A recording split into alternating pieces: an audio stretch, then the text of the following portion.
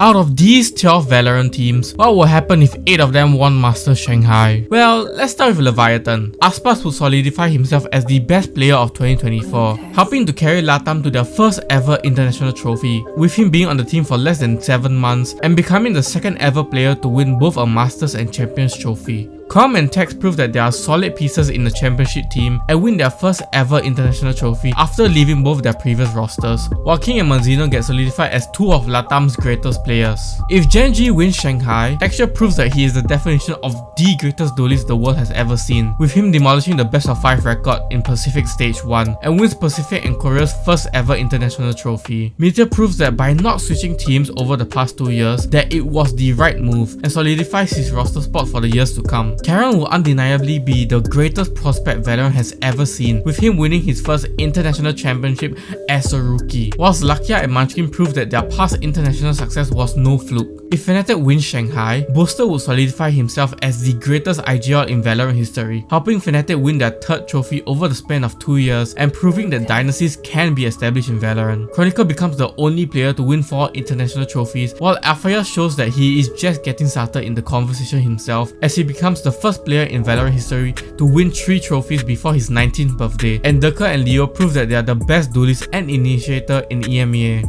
If EDG wins Shanghai, it proves that China is a region that the other leagues should be scared of, and that they deserve their slots in the VCT ecosystem, removing the stigma of them being the weakest region in the game, as they won an international trophy before Pacific has. Kankan proves that his flashy aggressive playstyle is able to win championships, whilst Haodong becomes the first Chinese IGL to lead their team to an international trophy, further increasing the popularity of Valorant in China, having the potential to upstage other FPS games in the region, as they won it in their own city of Shanghai. If 100 Thieves wins Shanghai, Booster becomes the second player after Sasi to win a Masters and Champions trophy, showing that it was his in-game leadership that led Evil Geniuses to win Champions last year. Carousel shows that he's one of the best Jet players in the game, continuing his form from Split 1 in Americas. Asuna beats the inconsistency allegations and proves that he is able to show up in the brightest lights in Valorant, and EU joins John QT as being the second MAT player to win an international trophy this year, while Ben proves that he can be part of a winning roster. If Heretics win Shanghai, Benji Fishy becomes a world champion in multiple esports titles, with his previous being the Fortnite World Cup. If G2 wins Shanghai, they become the first ever Ascension team to win an international trophy, showing that the path from challenges is a legitimate team that teams can invest in if they want an S-tier silverware in Valorant. Trent, Valor and Jonah P finally win their first international trophy in their second ever LAN